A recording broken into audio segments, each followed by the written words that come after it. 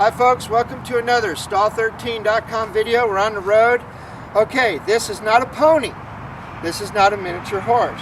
This is a donkey. Notice the ears. Notice the face. Okay, this is Mike. We're at Mike's place. We're trimming some donkeys. Now, there are some rumors and wives' tales and some really bad information when it comes to donkeys. Now, whether you have a full-size donkey like this, or maybe you have a miniature donkey, it applies. Their feet do need to be trimmed. Their feet need to be trimmed differently than a horse.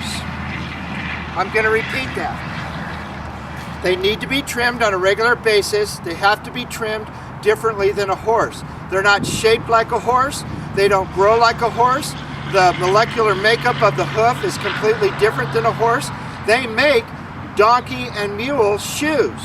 But yet some people are so stupid, they'll put horseshoes on a donkey and a mule when you can buy them. They're not any more expensive, you just have to have them.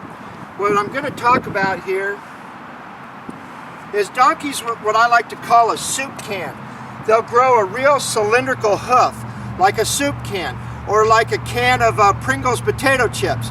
Real narrow, real circular, and long. Very rarely do they grow a lot of hoof to where you have to carve out the sole of the donkey's foot. Most of the time, there's not a lot to carve out with a hoof knife. As you can see, they don't have a lot of concaveness, a lot of cupness, but we have a lot of extra toe here. The first thing when you trim, make sure that your donkeys are being trimmed properly. Is one of the problems with donkeys' hooves is separation of the wall. The outside hoof with the inside hoof wall. A lot of separation happens. We have it right here on this. We're going to zoom in and get a close-up, and you'll see how we actually have separation in this hoof wall. How this is cracked and how the hoof wall is separated. It's real common for donkeys' hooves to peel away and to have exposed foot and actually become sore and lame. If you've noticed, I'm resecting it. I'm taking it off.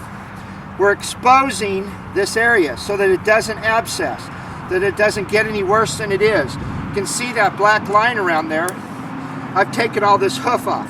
Since a donkey does have a tendency to grow a cylindrical hoof, you want to kind of lower the heels a little bit on a donkey so that they have that natural angle from the pastern bone, the fetlock joint, down the hoof. Because otherwise, your donkeys are going to stand like a ballerina. And we don't want that. These are just some distinct differences between donkeys and horses.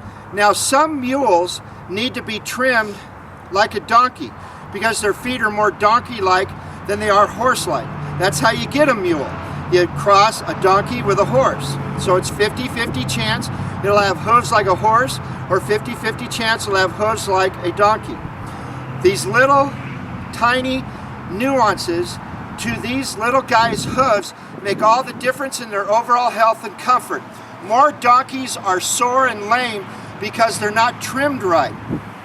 And this is easy. I didn't take as much off of this guy as I did off the other horses here. And as you can tell in the background, well, hopefully they're agreeing with me. This has been another Stall13.com video. Take care of yourself. Well, this time, take care of your donkeys.